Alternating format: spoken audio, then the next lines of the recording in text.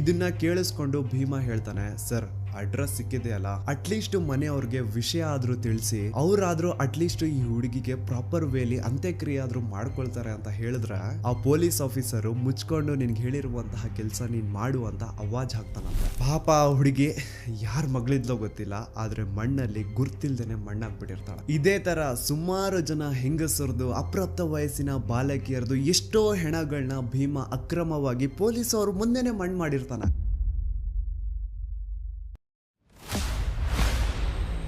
2012 ಧರ್ಮಸ್ಥಳ.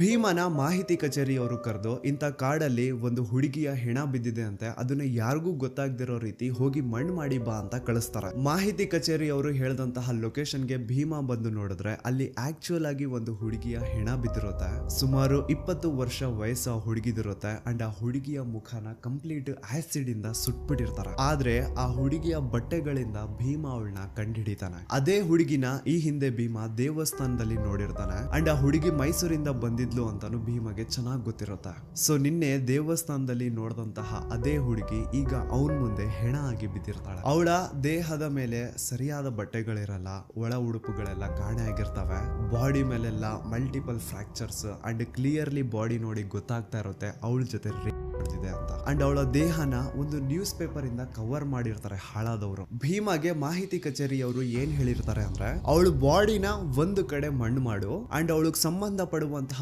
ವಸ್ತುಗಳನ್ನ ಇನ್ನೊಂದು ಕಡೆ ಮಣ್ಣು ಮಾಡು, ಎರಡು ಒಂದೇ ಕಡೆ ಇರಬಾರ್ದು ಅಂತ ಕ್ಲಿಯರ್ ಇನ್ಸ್ಟ್ರಕ್ಷನ್ಸ್ ಕೊಟ್ಟಿರ್ತಾರೆ. ಮಾಹಿತಿ ಕಚೇರಿಯ ತನ್ನ ಸೂಪರ್ವೈಸರ್ಸ್ ಹೇಳ್ದಂಗೆ ಭೀಮಾ 2 ಗುಂಡಿ ತೋಡಿ 2 ಬೇರೆ ಬೇರೆ ಕಡೆ ಗುಂಡಿ ತೋಡಿ ಒಂದರಲ್ಲಿ ಆ ಹುಡುಗಿಯ ದೇಹನ ಮುಚ್ಚಾಕ್ತಾನೆ, ಇನ್ನೊಂದರಲ್ಲಿ ಅವಳಿಗೆ ಸಂಬಂಧ ಪಡುವಂತಹ ವಸ್ತುಗಳನ್ನ ಮುಚ್ಚಾಕ್ತಾನೆ. ಇದೇ ರೀತಿ ಭೀಮಾ ಆ ಒಂದು ಧರ್ಮಸ್ಥಳದ ಸುತ್ತಮುತ್ತ ಪ್ರದೇಶದಲ್ಲಿ ಎಷ್ಟು ಹೆಣಗಳನ್ನ ಅಕ್ರಮವಾಗಿ ಊತಾಕಿದನೋ ಅವನ್ಗೆನೆ ಲೆಕ್ಕ ಇಲ್ಲ. ಹೆಂಗಸರು, ಅಪ್ರಾಪ್ತ ವಯಸ್ಸಿನ ಬಾಲಕಿಯರು, ಭಿಕ್ಷುಕರು, ಈವನ್ ದೇವಸ್ಥಾನದ ಮುಂದೆ ಬಂದು ಕುತ್ಕೊಳ್ತಿದ್ದಂತಹ ಭಿಕ್ಷುಕರನ್ನು ಸಹ ಆ ದರಿದ್ರ ನನ್ನ ಮಕ್ಕಳು ಬಿಟ್ಟಿರ್ಲಿಲ್ಲ. ಈ ಟೆಂಪಲ್ ಮ್ಯಾನೇಜ್ಮೆಂಟ್ ಅವ್ರಿಗೇನು ಅಂತಂದ್ರೆ ನೋಡಿ ನಮ್ ಧರ್ಮಸ್ಥಳದಲ್ಲಿ ಒಬ್ರು ಭಿಕ್ಷುಕರಿಲ್ಲ ಅಂತ ತೋರಿಸ್ಕೊಳ್ಳೋ ಆಸೆ. ಅದ್ರ ಸಲುವಾಗಿ ಈ ಟೆಂಪಲ್ ಮ್ಯಾನೇಜ್ಮೆಂಟ್ ಅವರು ಏನ್ ಮಾಡೋರು ಅಂದ್ರೆ ಆ ದೇವಸ್ಥಾನದ ಸುತ್ತಮುತ್ತ ಎಲ್ಲಾದ್ರೂ ಯಾರಾದ್ರೂ ಭಿಕ್ಷೆ ಬೇಡ್ತಾ ಇರೋ ರೀತಿ ಕಾಣಿಸಿದ್ರೆ ಅವ್ರನ್ನ ಮೊದ್ಲು ಹಿಡ್ಕೊಂಡ್ ಬಂದು ಚೆನ್ನಾಗಿ ಹೊಡಿಯೋದು. ಎಷ್ಟೋ ಸತಿ ಭೀಮನು ಸೇರ್ಕೊಂಡು ಆ ಭಿಕ್ಷುಕರನ್ನ ಹೊಡೆದಿರ್ತಾನೆ. ಸೊ ಚೆನ್ನಾಗಿ ಅವ್ರನ್ನ ಹೊಡೆದು ಮುಕ್ ಮಾಡಾದ್ಮೇಲೆ ಅವ್ರಿಗೊಂದು ಬಸ್ ಟಿಕೆಟ್ ಮಾಡಿಸಿ